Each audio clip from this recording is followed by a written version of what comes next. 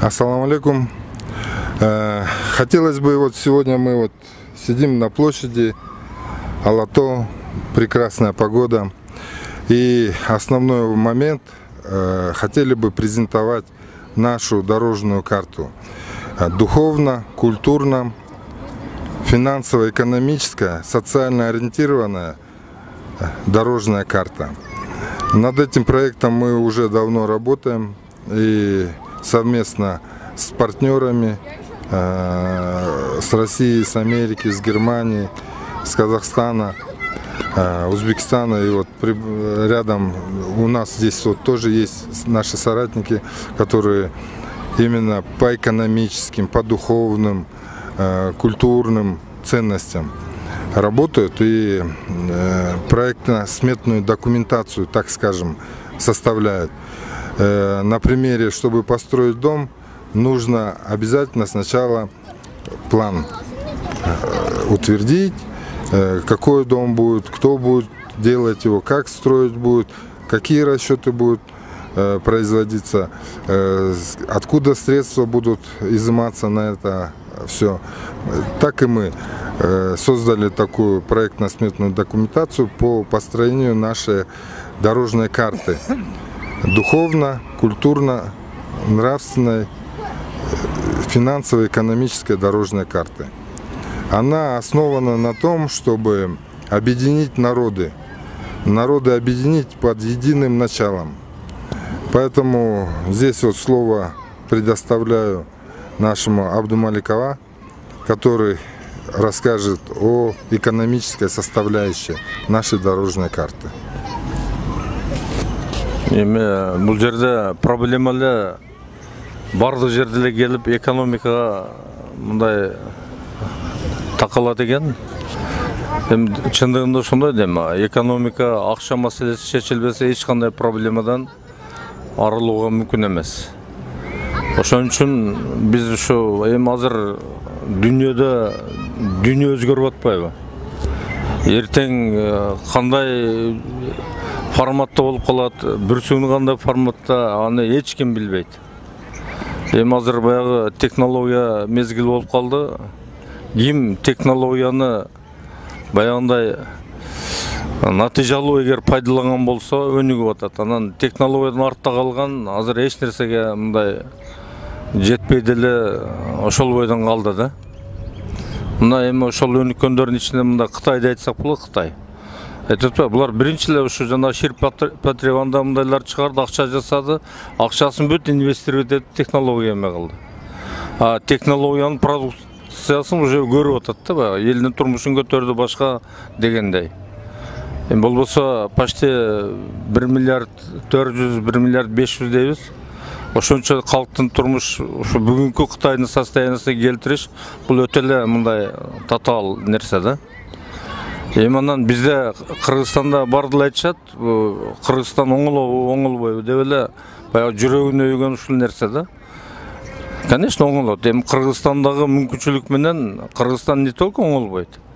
Бул Кытайдын деңгээлинен, Сингапурдун деңгээлинде мындай чыкса болот да. Мындай Кытайды баягы мактап анда-мында кылып атабыз. Булар 78-жылкы баягы реформанын жыйынтыктары менен жылда эле өсүп атат.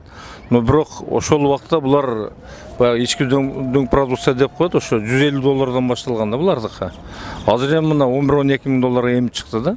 Но Кытай азыркыдан дагы 2-3 эсе өнүккөнгө мындай мүмкүнчүлүк аябай күчтүү да. Өнүгөт дагы болуш керек. Себеби Кытайдын экономикасы бул чыныгы экономика да. Мен эми как адис катарында билем да. Булар акча саясатын эле ордуна коюп, ушул нерсеге жетишип атат да. Эми жанагы финансовый технология жанкы баягы эмелер чыгып калды. Информатизация бардыгын баягы цифровой эмеге өткөрүпчү. Ал жардам болду. То есть азыр мына ушу 1,5 миллиард калкты контролдоп, баягындай жетекчилик алып, башкарып дегендей бардык тармагы мындай өсүп баратат да. Анан эми ошону карап туруп биздин Кыргызстанды салыштырып ойлойсуң да. Биздин Кыргызстан эми бир кичинекей эле бир мындай район деп койсок деле болот да. Халқымыз мына 7 миллионға жақын деп қоя берелік, өсіп отырмыз. Эми ошол эле Кытайдын эле жасап эле жанагы цифровой акча киргизип эле, анан жанагы ошол цифрализацияны жүргүзүп койгон болсок, биз нак акчадан чыгышыбыз керек. Себеби нак акчадан чыкпаса биздин Кыргызстанды вообще оңдоп мүмкүн эмес. Себеби коррупцияга үйрөндүк да. Баягы жазып атпайбызбы?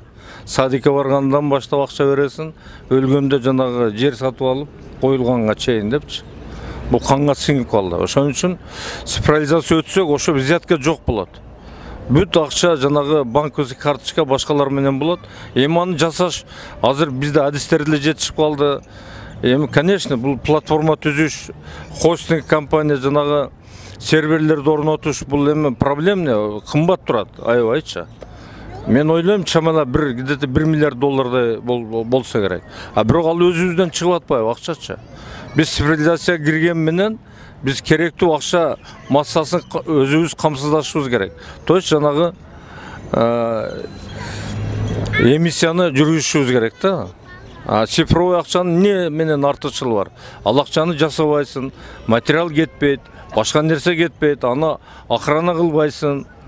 Аны азыркыдай кылып жанагы броня машиналар менен жүрбөйсүн. Бүт электронный вариантта жүрөт. Бул эми баягы мен ойлойм, Кыргызстанга бир берген мындай мүмкүнчүлүк депчи. Ошон үчүн мындай билимдүү адамдарды топтош керек. Акыл жеткен адамдарды топтош керек. Эми уже бул азыркы ушул өзгөрүш мезгилинен эч качан калып кете албайбыз. Баары кандайдыр бир форматты өзгөрөбүз. Жакшыбы, жаманбы? Ну, бирок азыр толук жакшы өзгөргөн жакка мүмкүнчүлүк бар да. Мен айтат элем, ошол жанагы эгер биз информатизацияга өтүп, жанагы өткөн болсок, биз азыр биздин ички дүң продукция айтып атпайбызбы? Баягы теневой деп эсептебегенде көмүскөнү 35-40 миллиард да. Теневойдон чыкса 35-40 миллиард биз акча киргизишибиз керек. Эми кээ бирлер айтат, көп андай мындайчы, мына Кытайда ички дүң продукциясынан 230% түзөт акча массасы. 2,5 есе почти көп да. Они управляют. Значит, ошондой кылып туруп башкарышыбыз керек. Эч кандай инфляция башка болбойт. Биздин мыйзамдарда Конституция, жарандык кодекс бардыгында бизде Кыргызстанда только сом гана иштейт деген баягы башка валюта иштебеш керек мыйзамдар боюнчачы. Башка валюта кайсы? Тышкы келишимдерде тышка чыкканда гана иштеш керек да. Бул жерде даже курс болбош керек. Эми бүгүнкү күндө биздин сом бир 5-6% деңгээлде да. То есть экономикада акча жок. Анан карыз башка жанагы эми долларды алганда доллар эми мындай фейковый акча дем. Ал ничем не обеспеченный башка андай мындай дегенчи. Азыр ал жакта да эмнелер жүрүп атат. Азыр доллардан бүт бардыгы чыгып атат. Эртең мына америкалыктардан эле окусаңар мындай эметип атпайбы? Америка деле бир күн өзүнүн территориясындагы долларга алып калганын аннюрит этип коюшу мүмкүн. Ошондо эмне болот? Бардыгы миллиардтарды көмүп алып ошол бойдон калып кетеби? Ошону азыр бардыгын азыр өтө ойлонуп, өтө мындай бир натыйжалуу бир жумуштарды жасай турган мезгилде Кыргызстан оңолгон эле турат. Бир кадам, эки кадам эле башталса, Кудай буйруса башталып кетет. Эми ошону башташ кандайдыр бир мүмкүнчүлүк болбой атат да. Экинчиден мамлекеттин бюджетин түзүш. Эми бюджеттин мамлекет түзүш эми ал ошол бюджет боюнча кодекс бар. Ошону деле мыйзамдаштырып койгон болсок, бүгүнкүдөй бюджет түзүлбөйт. Эми бюджет деген эмне өзү? Бюджет дегенде мындай түшүнүп алганда, бул ошо коомдун ошол учурдагы талабын аткаруу үчүн топтолгон акчалай фонд. Значит, бюджет кандай түзүлүш керек? Ошо коомдун баягы болгон талабын, образование болобу, башка болобу, башка аны аткарыш үчүн ошого жетерлик деңгээлде түзүш деген сөз да. Анан эле жөн эле баягындай ар нерсени эмете берген болсок, бул болбойт да. Бул эми биз жасадык көп нерсени, бирок ал эч кандай натыйжа берген жок. Мына бүгүнкү күндө баягы ички дүң продукция, баягы экономиканын мындай көрсөткүчү ошол болуп эсептелет бир адамга. Бизде 1300 1350 ушундан ашпаптыр. Бул да 19-жыл болуптур. Эң көп болгон мына 2005-тен бери. Былтыр болсо 1200 эме. Мындай көрсөткүч, экономиканы көрсөткүч Кыргызстан үчүн уят да. Кыргызстан көтөрүлүш керек, Кыргызстан үчүн ошон үчүн иштеш керек, ойлонуш керек. Максаттарды коюп туруп, идеяларды топтоштуруп башташ керек, эч нерсе күтүш керек эмес. Анан эми дагы бир мындай суроолор да. Эмне үчүн биз дагы өнүкпөйбүз? Мына азыр кумтөр маселесин айтышып атат. Кумтөр чечтик, башка кылдык. Мен бирок кумтөр боюнча ошол чечип аткандарга мен суроом бар эле. Мен себеби мындай да, баягы башында 78-жылы баягы СССРдин эмесинде бекитилгенде а жерде айтышып атат, бекитип атат. Значит, кумтөрдө 104,7 миллион тонна руда казылат, ошондон 740 тонна алтын чыгат депчи. Анан ошол руда казылганда, значит, средний содержание 1 тонна рудада 7,03 грамм депчи. Ушул жагын эч ким мындай бир эме кылбадым да. Анан эми жылдар боюнча биздикин алганда азыр былтыр 1-2 жыл мурун 1,70 граммга түшүптүр да, 1,7ге. Атамай мезгилинде баягы 2,12ге чейин түшкөн эле да. Бул айырмасындагы азыр мына бүгүнкү күндө баягы акыркы отчеттор менен 141 миллион тонна руда казылыптыр. Значит, то есть баягы белгиленген казыла турган рудадан баягы 740 тонна алтын чыга турган рудадан баягы 104,7 миллион тонна руда. Азыр почти 140% аткарылып атат. Алынган алтыны анын жарым болуп атат. 400 тонна алтын бул каякта деген сөз да. Анан эле ушу кыйкырып эметип эле баягы билбейм мен бул жерде кимдердин кызыкчылыгы ойлоп атат.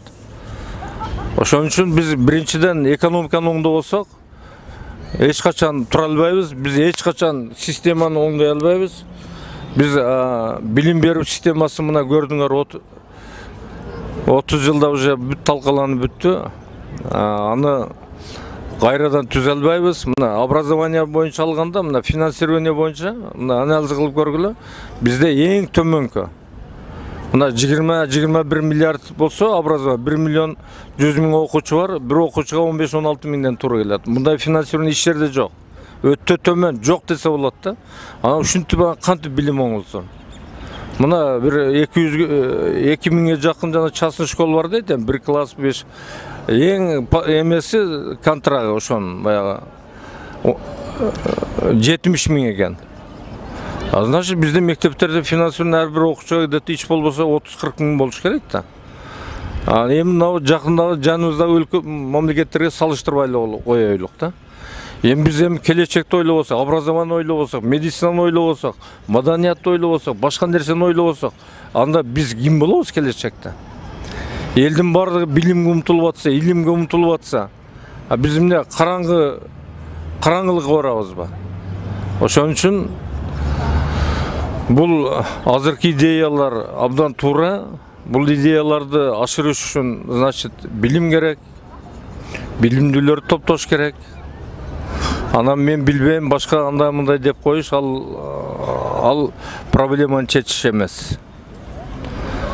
Ошон үчүн биригишибиз керек. Жарандык коом бирикпесе, жарандар жана жарандык коомдор бирикпесе, ар кимimiz өзүбүз башкача ой жүгүрткөнгө түшүбүз керек. Мурунку ой жүгүрткөн эч кандай натыйжа берген жок. Значит, бир натыйжалуу жолдорду табышыбыз керек. Ансыз биз эч жака бара албайбыз. Ошон үчүн бүгүнкү биздин жүргүзүп аткан жумуштар ошо өз убагында болуп атат деп ойлойм, но бирок только активдештириш керек, бир натыйжага айландырыш керек. Кана, урматтуу.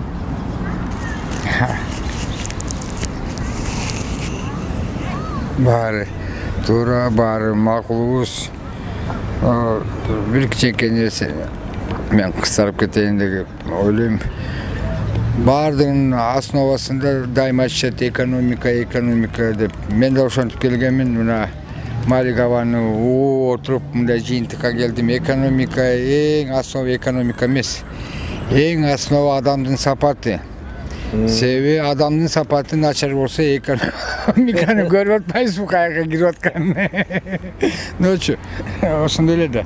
Туурабы? Мындай взаимосвязан связан экен да. Значит, адам сапаты дегенден кийин анан карайлы, кандай адам сапаты. Биз көрүп атабыз. Өнүгүш болбосо сапат да. Бизде жанагындай инфильтрация деп бийликке бүт 30 жылдан бери агенттер толуп алган. Бүт дүйнөбүздүн спецслужбаларынын, ар кайсы экономический субъекттердин интересин алдыга жылдырган, лоббировать эткен агенттер.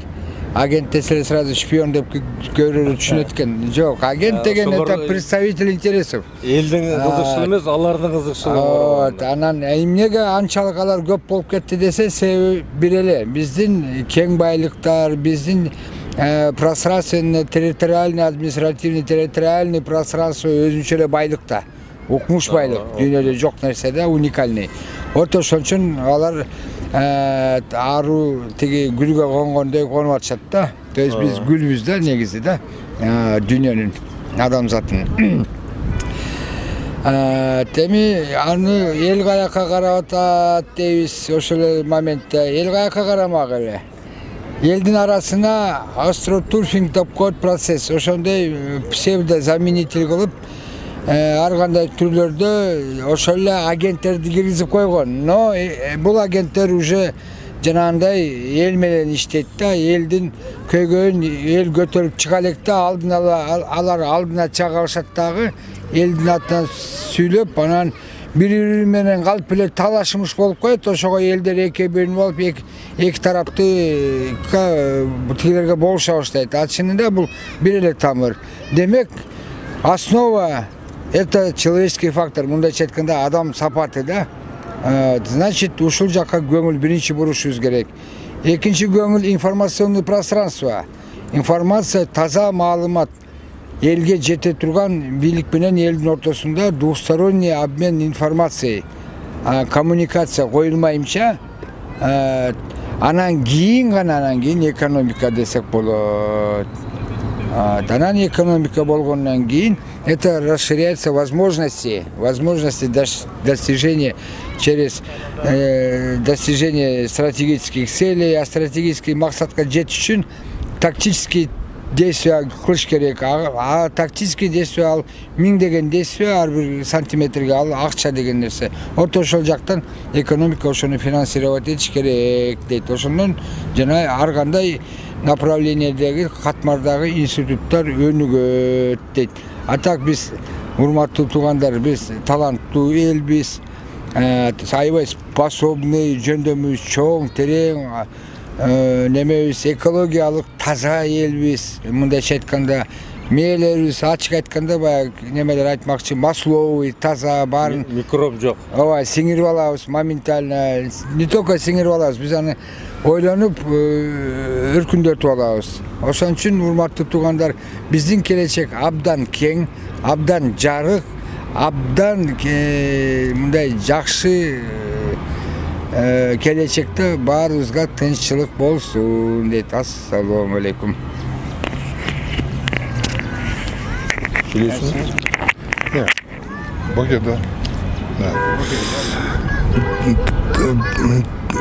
Что еще можно добавить к этому вопросу? Мы обречены на успех, поэтому давайте будем объединяться, давайте будем все вместе вести Кыргызстан и народ Кыргызстана к процветанию. У нас другого варианта нет. Да, и другого варианта у нас действительно нету, как только идти к процветанию. Совместными усилиями, организовав общественно-государственную комиссию, комитет, мы можем спокойно здесь, в Кыргызстане, жить, процветать и другим помогать. Спасибо за внимание.